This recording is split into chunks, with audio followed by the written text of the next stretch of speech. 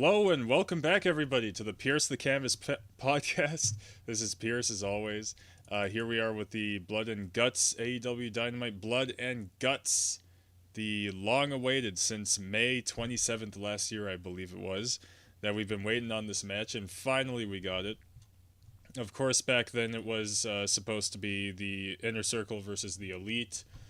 So of course, over a year later, things have developed. That storyline's not really going on anymore, so we kind of had to move on with things. So we're going with the Inner Circle versus the new faction, the Pinnacle, MJF's new faction. So, really exciting stuff. Of course, as we all know, the Blood and Guts, the whole match is War Games, is exactly what it is. There was a whole bunch of rumors which like kind of blew my mind that this was expected to be a one match show, that Blood and Guts was legit gonna go from the beginning to the end like over 2 hours. I was like, are you out of your mind? Like, how could you possibly do a 2 hour long match? So obviously that wasn't the case. The like in the last week or two, they started announcing like a bunch of other matches that will take place on the show. So not only did we get the Blood and Guts match between Pinnacle and Inner Circle, but we got Cody Rhodes versus QT Marshall. We had Kenny Omega and Michael Nakazawa versus John Moxley and Eddie Kingston.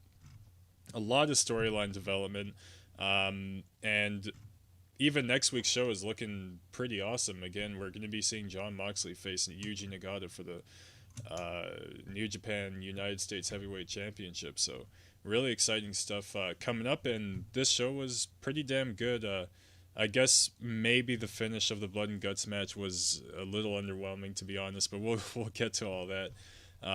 So of course the show starts up, and we have two rings set up, obviously for the Blood and Guts match, the War Games, and I believe the crowd was around 2,500 people tonight, which was by far the largest crowd since the pandemic started. Probably, yeah, I think honestly like the largest wrestling crowd outside of like WrestleMania that happened so far, to my knowledge. And they were vocal, man. You're really able to to hear them. They were really wild and loud all night long. It felt like pre-pandemic wrestling again. It was really something. Added a lot of atmosphere. Even Jim Ross was like, "There's really something in the air, man. Like with all these people um, here live, like it's electric." He said basically. Anyway, so the show opened with Kenny Omega and Michael Nakazawa versus John Moxley and Eddie Kingston. Nuck came out with his laptop, and I think he had an apple in hand, which isn't that like a no-no? Like when it's one person's gimmick to do something, you should always keep it that way for that one person. Like don't let other people be messing around with somebody else's gimmick, which that was QT Marshall's gimmick. Maybe it's not anymore. I don't know. But anyway, he had his headset on as well coming down to the ring. Don Callis cuts a small promo. He's like naming off, his like gimmick these days is naming off legends to compare to Kenny Omega, or who don't compare to Kenny Omega. So he's going down the list of New Japan, or maybe generally like Japanese wrestling legends, including Inoki, Okada. He even points out Nakazawa, but I guess he just puts over Kenny above all of them. And actually, he said that Kenny no-showed for the match tonight, and that Nakazawa is going to be wrestling this match on his own, I guess in a handicap situation. So out come the babyfaces and Moxley and Kingston, and they're just like, oh, what's going on? And then once they are about to hit the ring, Kenny Omega cheap shots with the title, both Kingston and Omega, throws in Kingston, the match begins. Nakazawa's choking Kingston with his headset, tags in Kenny. Kenny gets a side slam and tope to the heels. Actually, sorry, that was that was Moxley, who at one point after Kenny got tagged in, he was able to land a side slam and a tope. And this is when I started to notice, like, oh my God, there's like an actual living crowd. Like you were really by this point able to hear that there was a couple thousand people in that building, and it was really nice, man. Like to get back to what wrestling used to feel like. It's kind of just become the norm, like these empty arena things. So it was just, it was awesome getting to experience the crowd, especially an AEW crowd.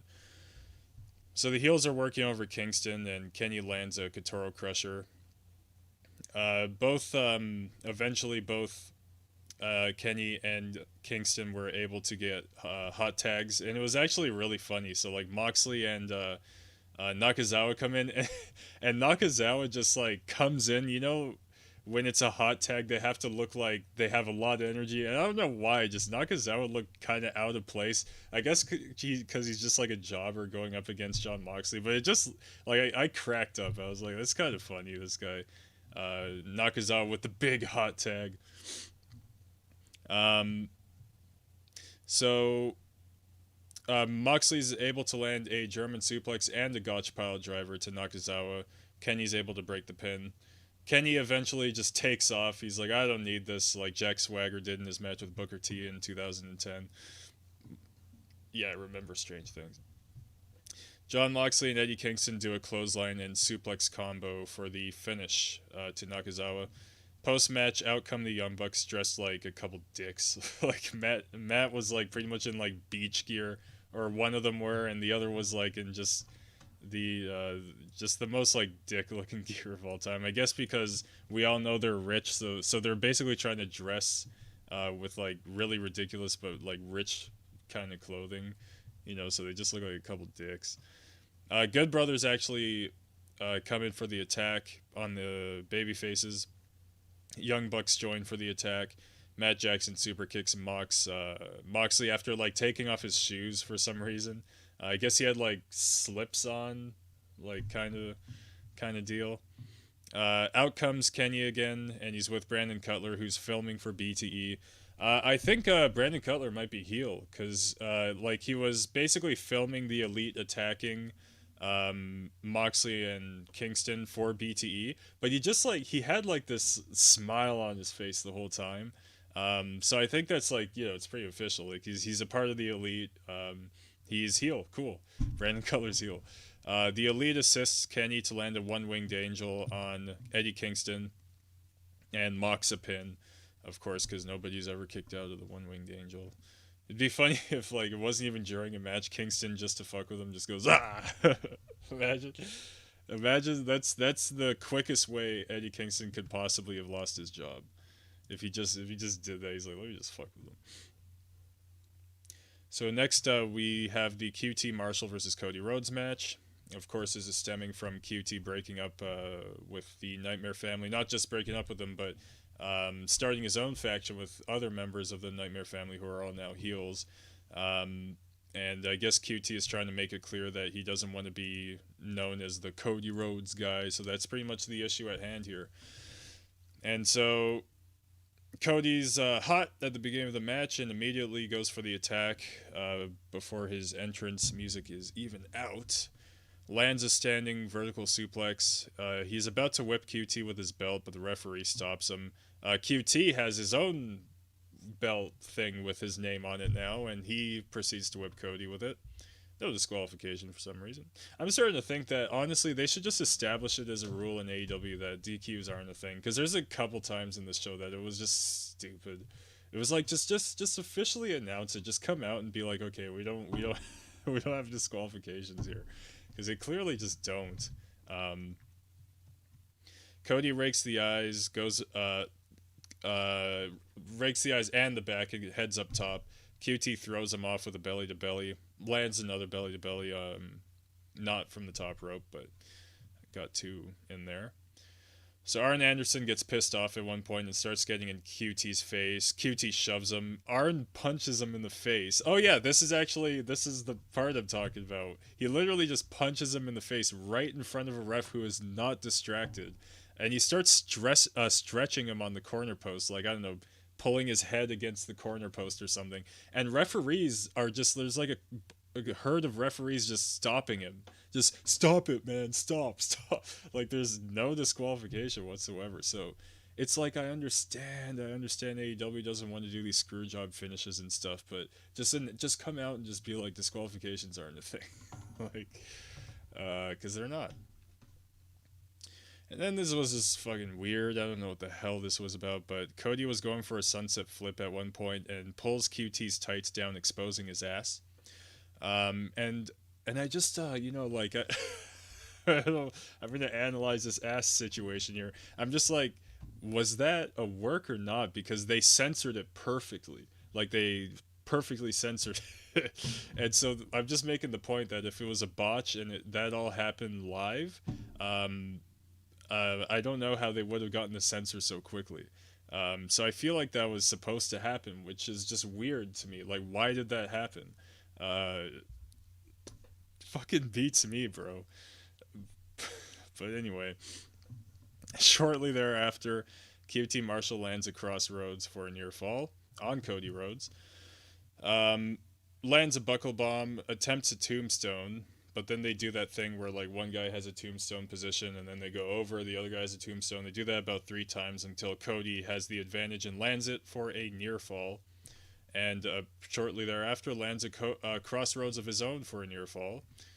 Cody's helping up QT. QT flips him off. Like after he does the crossroads, he's literally like just helping him up. QT just flips him off.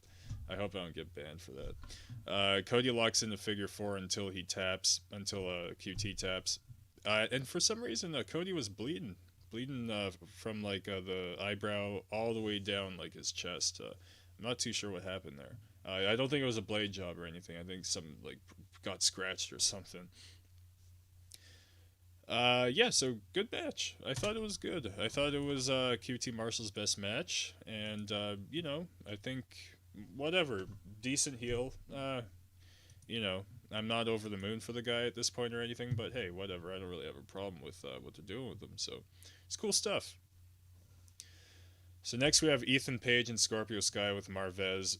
Scorpio says that Sting is no more than the mosquito sucking the blood out of the company. Sky says that you kill mosquitoes. Says that Sting has overstayed or outstayed his welcome, whatever people say. Calls him a bitch. Ethan says that he and Alan have a storied history and actually revealed some interesting information here. Says that, well, no one even saw those matches anyway, like, whatever. He basically says that he is the reason why Darby Allin wears face paint, because in one of those matches they had, he scarred his face. Like, he said he dented his face. Like, there's a big scar going on there, and that's the reason for the face paint. Um, so Allin took that personal, comes out of nowhere, and attacks these guys. Of course, they're like on a balcony setting, I think, in a part of Daly's place, and so of course Darby finds a ladder somewhere. Just anywhere Darby goes, there's a ladder for him to jump off of. Basically, Coffin drops Page off of it. Um, However, eventually Alan is overwhelmed by the heels, and Ethan Page is wearing spiked shoes, and so he starts shoving Alan's face into his shoes and throws him off a set of stairs on this balcony, and he's just rolling down these stairs. It was bad. Didn't look fun. And then just one doctor came and was like, "Oh, are you okay?" You know how it is, these wrestling doctors. So Dr. Britt Baker DMD with Reba versus Julia Hart, not from Calgary, as JR was um, obligated to clarify. Nothing really. Like, Baker landed an air raid crash for the finish and equipped her glove, locked in the lockjaw. I believe that like the whole story with her right now is that she's racking up wins to eventually make her way to the top of the rankings and challenge Sheeta for the title. I believe is basically the gist of the story going on with her. I'm like digging in my brain, like, did I miss something? Did something else happen there? Because usually if it's Britt Baker, they're not just gonna have her squash and leave. Like, there'll be like a promo or something. But that's all I have wrote down. Did I miss something? I don't think so. It's just kind of off-putting that that's all they would do with Britt on an episode here. Um, hmm. Anyway, so we had one of those Taz segments called Technique by Taz, where he's like analyzing wrestling moves, and he's not really putting over anybody in this one. In this episode of Technique by Taz, he's burying Christian, basically just pointing out flaws in his frog splash. Like, says like, oh, he doesn't jump off with proper pressure in his legs or whatever, and then he says that his footwork is inconsistent when he's going for the kill switch.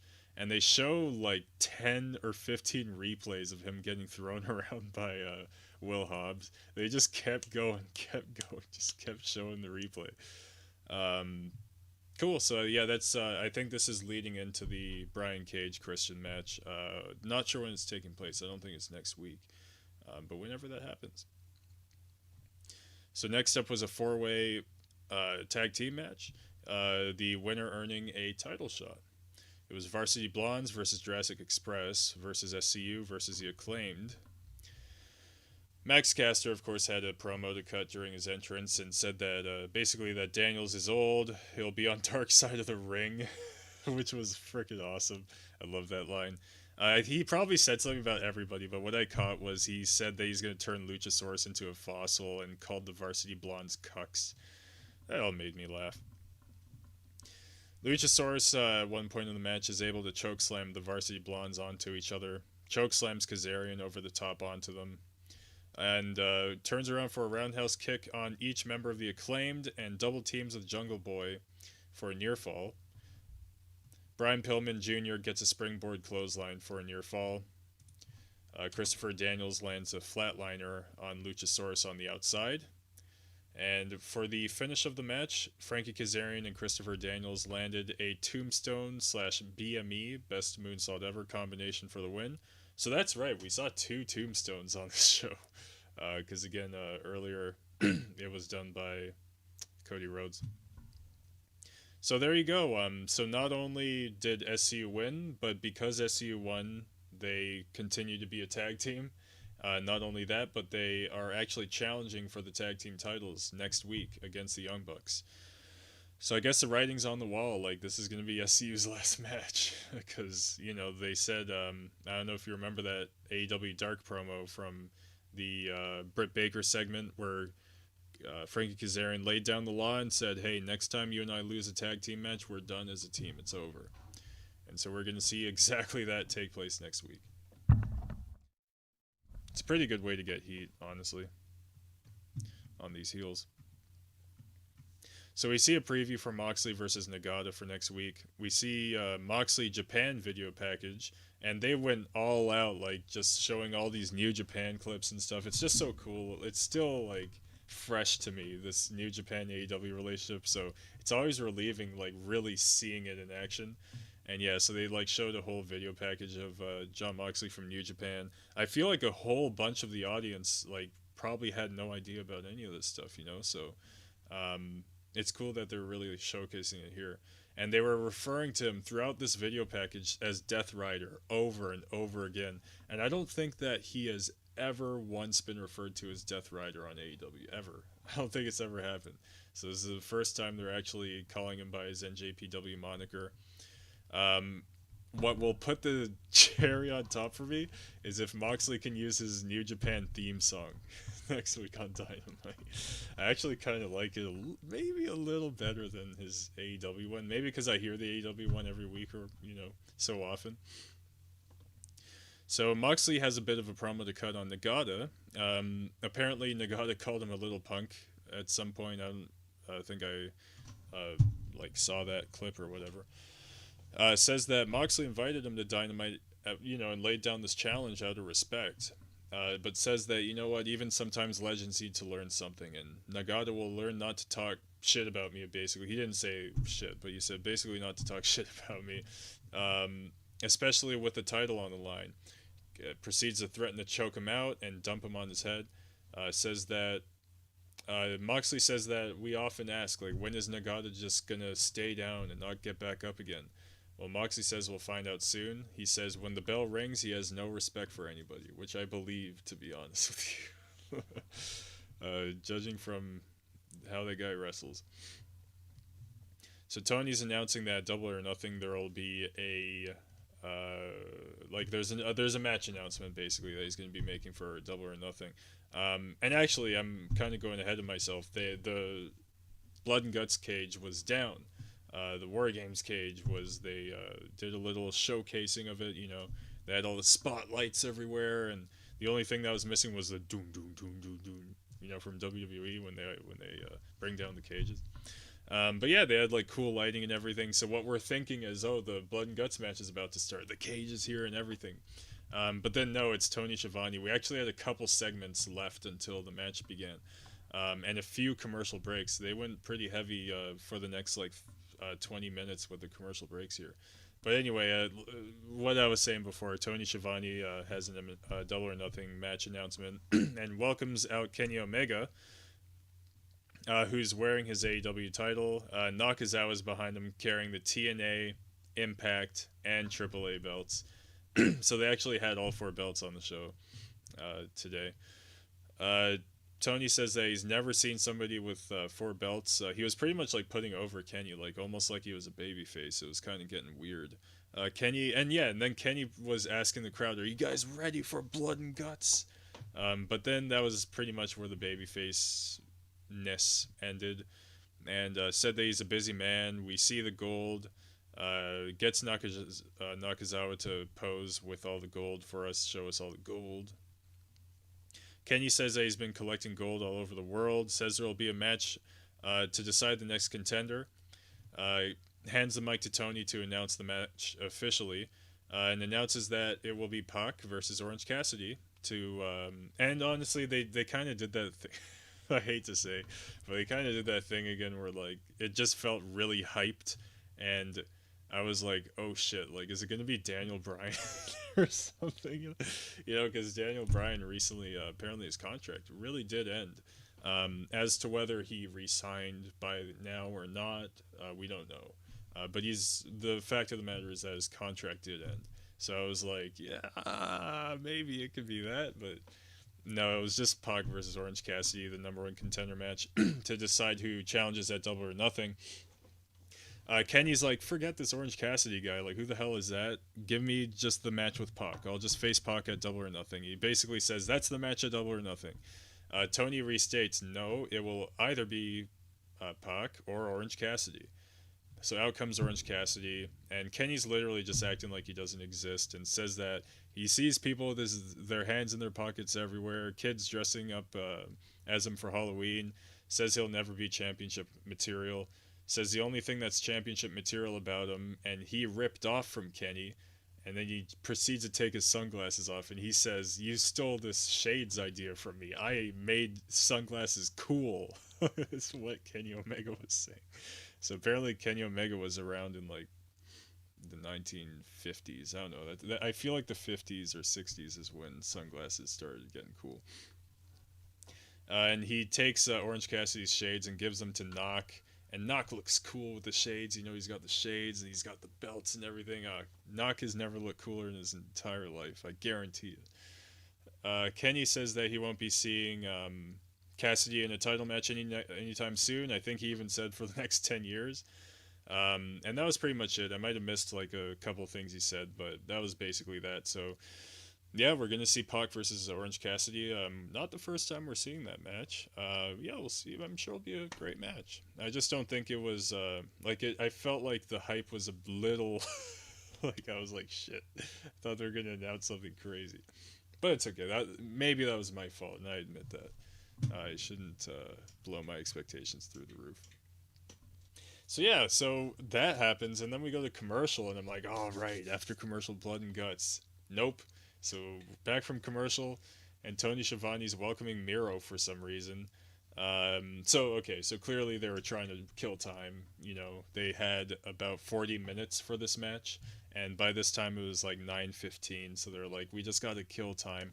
And I'll get into it a little more later, but I could honestly see that killing time was kind of necessary because there's actually parts of the main event that felt like it was dragging a little bit. So clearly killing time was a bit of a priority on this end of the show. Anyway, so out comes Miro and says that no one will distract his destiny. He's here to collect. And he has a contract in hand that says in 7 days he has a date with Destiny.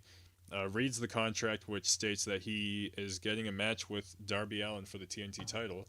Contract. Oh yeah, and then it was just like weird. Like I feel like Miro just I don't know. He's just basically like the contract reads that Darby doesn't show up, the title will change hands. But then Miro's like, oh, but I don't need that anyway. Like we're not going to do that rule. So I don't need the title to change hands if he doesn't show up.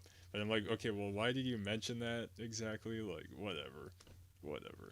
Uh, Miro says that the man who doesn't mind dying will meet the man who doesn't mind killing him. I thought that line was actually particularly cool. We're going to have Miro versus Darby Allin. Orange Cassidy versus Pac.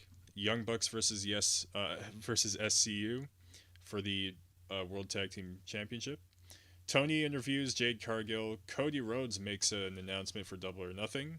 And John Moxley versus Yuji Nagata next week. And by the way, you can catch me covering this event next Wednesday, right after the show goes off the air. So tune back in to Pierce the Canvas YouTube channel for that. And of course, hit that like button and subscribe. So here we go, finally. And you know what, too? It wasn't even the main event yet. There was another commercial, but then after that commercial, or actually, I think it was the Pinnacle came out, and then they went to commercial. And then after commercial, the faces came out, and the match begun. Apparently, according to Tony, Tully Blanchard was in the first War Games in 1987, and just like kind of just blows my mind, like thinking that War Games was around in the 80s. Like that's cool to know. Like wow, it goes way back. So the full house, as I mentioned, it's not full house. The crowd was probably around 30% or so. If it was 2,500 people, it was probably close to around 30% capacity. And they were just going nuts for Jericho's music, as they always do. But they were just going nuts, man, and it was great. It was just an awesome moment as a wrestling fan, really. After the insane year and change that we've had. So things are slowly, seem to be getting back to normal. I hope that what's going on obviously is safe. That the majority of people attending these events obviously are vaccinated and everything.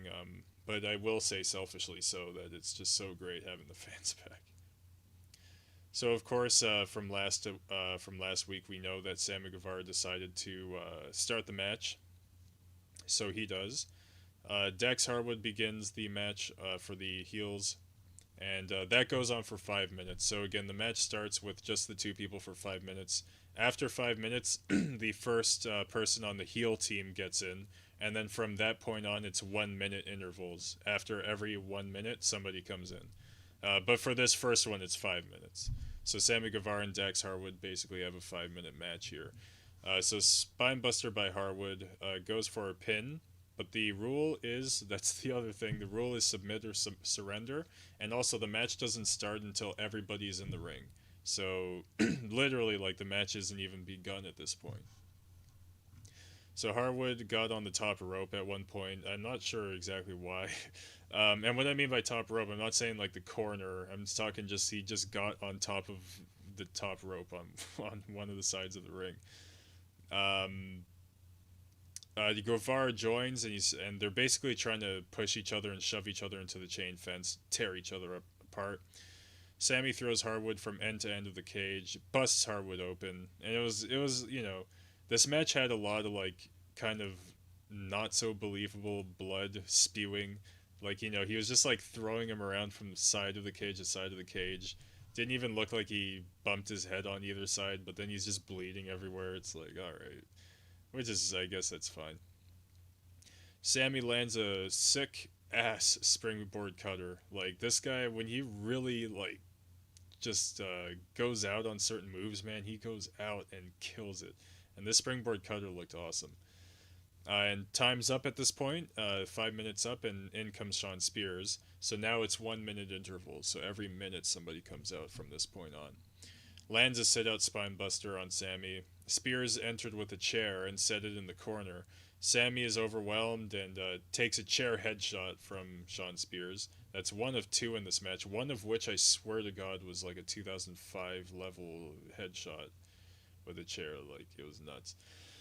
Ortiz comes in, runs wild on the heels, attacking with chairs, and whips a chair at Harwood's face. That's not even the spot I was talking about. Sammy and Shawn go for a springboard at the same time and kind of come to a sort of stalemate. So one is trying to hop up from one ring, one is trying to hop up from the other ring, and they kind of just awkwardly bump into each other kind of thing. But Guevara is able to land a Spanish fly out of this. And actually, it was assisted by Ortiz. He whipped a chair at Shawn Spears to incapacitate him, and then Guevara landed the Spanish fly. And the crowd, like, again, I was just noticing, like, they just were going wild, like, by this part of the match. So Cash Wheeler enters next and takes down the babyface advantage, assisted Brainbuster by FTR. I don't quite remember exactly who it was on. Spears locks in a sharpshooter. Cash lands a gory special to Ortiz into the cage, and he literally falls off the ring in between the ring and the cage. I swear there's like this much room between the ring and the cage. He somehow falls down in there. Santana comes in at this point, is running wild. Wardlow enters during commercial break, and that turns into a heel advantage. Wardlow's throwing the baby faces all over the place. Jake Hager gets in, destroys the heels, lands a Hager bomb to Cash, ankle lock to Spears, who taps to no avail because the match hasn't started. If the match had started, it actually would count because again, it's submit or surrender, no pins though. But it doesn't count now because the match won't start until everybody's in the ring. So Wardlow and Jake face off fighting into the cage. It was kind of awkward, like you would probably have wanted a more explosive, like just monsters killing each other kind of deal, but they're just kind of fighting against the cage, and it just like was kind of weird. MJF comes in, and an asshole chant ensues, and I feel like they're trying to mess with the audio to kind of mute it, but they couldn't do anything about it, man. As MJF comes in, he goes up to Jericho, who's still outside the cage, and is like basically warning him, like, "I'm gonna kill you once you get in here." And then they cut to Cash Wheeler, and he's bleeding out somehow. I actually have no explanation as to how that. Probably the same thing, just getting thrown into the cage or whatever. And then at one point, I think this was not. I'm not even gonna go as far as to call it a botch. Just a little awkward spot where I think this was a point where everybody's in the cage now, so the match actually officially begun. So the baby faces are all supposed to be in one ring, the heels on the other, but Santana happens to be on the heel ring, so they like awkwardly somehow maneuver to get Santana over to the babyface ring. Anyway, it's a kind of a nitpick, but I did notice it. Jericho, of course, enters the ring at this point. The bell finally rings, so now it's officially submit or surrender. So whoever surrenders will lose. So they all break out in a fight. Jericho runs wild with Floyd, the baseball bat. He gets Sean Spears, who for some reason decides to start climbing the cage. I don't know if he has WWE syndrome or what it might be. Jericho basically is like a part of the cage that's kind of open as you climb it, but there's like a whole bunch of metal bars and stuff. So Sean Spears' head is like going out of the metal bars, and Jericho starts like choking him against the metal bars on the cage. So at this point, we are back from commercial, and the ring mat is torn up. Santana and Ortiz land a spike pile driver on FTR, assisted by Sammy Guevara. Jericho landed a code breaker, I believe, on MJF. Ortiz hangs Spears in the corner, props a chair onto him. Sammy lands a coast to coast, and it looked like better than any coast to coast Shane had done in over a decade. Jericho hits MJF with a detached turnbuckle. They literally just tore up the ring. Like, the turnbuckles are detached. The ring mat is ripped up. Like I said, Jericho hit MJF with that turnbuckle piece. Santana has a fork somehow, like Abdullah the Butcher. Ortiz has MJF, who is bleeding. Santana strikes him with the fork. Jericho's choking Wardlow with Floyd. Ortiz grinds Cash's face into the fence. Jericho gets a clean punch in the face to MJF. Just punches him right in the face. The crowd is chanting, "We want guts" at this point. Even though everybody's bleeding out, I'm not sure what exactly they're missing here. Wardlow attempts to take out the faces but fails and is attacked by a chair. And this is the part. Sammy wailed Wardlow in the head with a chair. Like one of those, like, whoosh, like they go nuts, like, like in 2005 or whatever. It was like a crazy headshot. The craziest of which I've seen in years. Unless we're talking about like MLW, like stuff like that. But, in like a major, on TV, let's put it that way. Which I think MLW is on, but I've never watched them on TV. I don't think I can. I'm in Canada. Can I? Maybe I can. So yeah, like we go to commercial, and I like kind of look down, just taking notes during commercial. I look back up at one point. It's still commercial, but MJF is on the roof of the cage suddenly. I'm like, how the hell did he get up there? Like, what happened? Like, they probably really should have explained that. Like, how did this guy get out of the cage? Because the whole point of the War Games match is you're stuck in this cage with 9 of your foes, right? Yeah, actually, now that I didn't actually really think about that too much until now. Like, how the hell did you get up there? They didn't explain it at all. If you were like eyeing the commercial break the whole time, maybe you saw it, but I didn't. Maybe somebody could tell me. Jericho locks in walls on top of the cage until MJF low blows, locks in the salt of the earth, his Fujiwara armbar, continues injuring his arm. MJF pulls out the diamond ring and clocks Jericho with it. MJF at this point is teasing throwing Jericho off the top of the cage, and Tony Schiavone calls him a piece of shit. That made me laugh. MJF threatens to throw Jericho if the babyfaces don't surrender. Didn't take too long. Sammy pulled the trigger, and that was the finish. That was it. The match is over. Yeah. So the Pinnacle won Blood and Guts, and MJF decided to go through with it anyway. So Sammy did something very counterproductive. So MJF throws Jericho off the top of the cage, and Jericho falls onto cardboard and a mattress, and then the show went off the air. Yeah, yeah. So like basically, they had like the heel tunnel and the face tunnel. They didn't really have the stage, the stage aisle. On this, instead of the stage aisle, they had like a big box there for the whole entire show, and that's what Jericho fell through. And like I said, it didn't look like that suffered Jericho any pain whatsoever, if I may be so frank. But yeah, there was blood and guts, and like I've already heard some reactions, kind of mixed reactions as far as how people are feeling about this match. And to me, like my conclusion is that it was TV, man. You know what I mean? This wasn't a pay per view. I didn't put $50 into this match. It was a TV match, and I feel like it was a way above average TV match, right? Like if we're talking about TV matches, this was like I have never seen anything like this as far as TV goes. However, I'll also maybe say that this wasn't a fantastic War Games match, in my opinion. I didn't think it was like an absolutely phenomenal match. Like the first War Games that ever happened in NXT with Undisputed Era against like the baby faces, which was like Ricochet and like the War Raiders and some other people. I think up to that point, that was the greatest match I swear I ever saw in my life. The first NXT Takeover War Games match. I was above the moon for that match, man. So I have a very high standard when it comes to war games. I would say this is on the lower tier. I do think that one of the war games, I think the most recent one, I wasn't crazy about. I think maybe the women's one was all right, but the men's one was like kind of boring or whatever. But anyway, this was, it was good. Like I said, as far as a television experience goes, it was something else. It was, completely out of this world as far as TV goes. Everybody bleeding out, like it's crazy what they could get away with. But as far as like an in-ring match, an in-ring war games match, it was good, but it could have been better. The finish, like I get it, I get what they're going for, but I just wish it was a better finish. But I'm not gonna really complain too much again because this was on TV. Like I didn't have to pay to watch this or anything. If it was a pay per view, I would have wanted a clean finish. I don't want like a sports entertainment like storyline driven finish.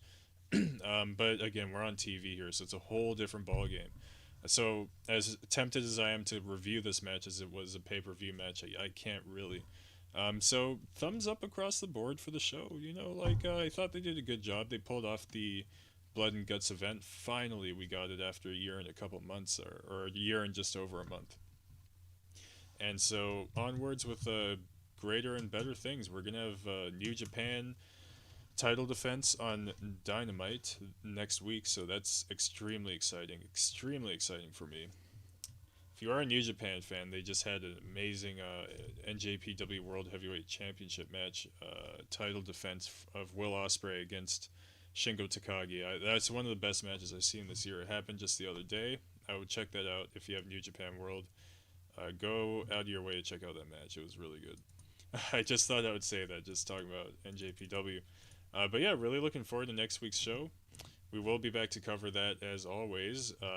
This is Pierce signing out. Thank you for watching Pierce the Canvas podcast. Don't forget to like and subscribe, and take care. I'm also on Instagram as Pierce the Canvas 1, so feel free to follow me on there.